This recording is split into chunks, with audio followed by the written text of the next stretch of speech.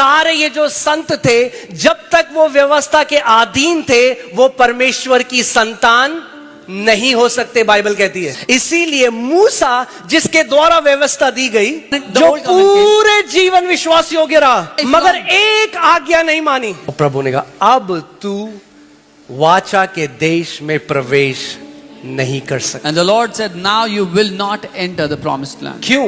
Why? क्योंकि एक मालिक और नौकर के रिश्ते की नींव विश्वास योग्यता होती है। आपके घर में एक नौकर है जो 40 साल से विश्वास योग्य है। आप उसकी विश्वास योग्यता की बातें करते हो सबके साथ, और 40 साल बाद एक बार आप घर आए और आपने देखा वो आपके घर में चोरी कर रहा है। अब रखोगे उसको अपने घर? नहीं। क्यों? क्योंकि विश्वास योग्य नहीं रहा। मगर यीशु ने एक दृष्टांत बताया कि एक पिता के 2 पुत्र थे। उड़ाऊ पुत्र पिता से दूर चला गया, पाप में जीने लगा, खराब लाइफस्टाइल में रहा, मगर जब वापस आया तो पिता ने गले लगाया, चूमता रहा, उसको अंगूठी पहनाई, उसको एक नई ड्रेस पहनाई, उसको अपनी सैंडल पहनाई। क्यों? क्योंकि वो नौकर नहीं, वो बेटा था।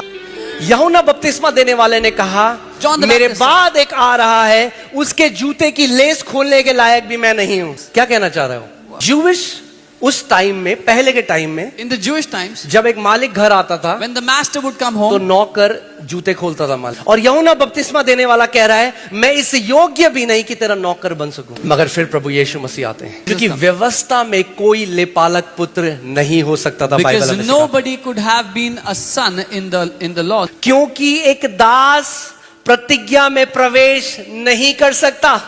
अगर हम सुसमाचार नहीं समझेंगे तो पिता के पास जाने का हियाव भी नहीं होगा।